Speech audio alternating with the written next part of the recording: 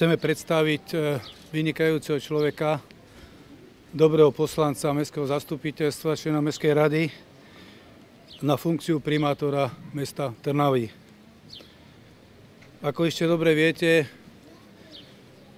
život v Trnave nebol jednoduchý, ale si myslím, že 24 rokov sme tu zanechávali svoj rukopis pri vedení a rozvoji tohto mesta.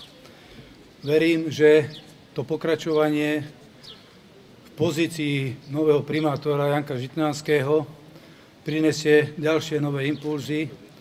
Trúfam si na určitú zmenu, ktorá bude potrebná, ale takisto chcem byť ten, čo vyznáva kontinuitu v tomto meste, v tomto úspešnom meste, v tomto meste, ktoré bolo najlepšie hospodáriacim mestom na Slovensku.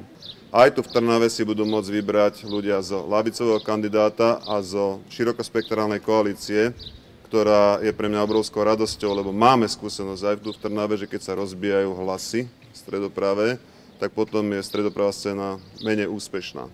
Takže ak sme zodpovední z očí v oči stredopravým voličom, a to bez ohľadu na to, ktoré strany zastupujeme, tak im máme ponúknuť jednotnú kandidátku na primátora, pána Jána Žitňanského, ale aj na poslankyne a poslancov. Ďakujem pekne.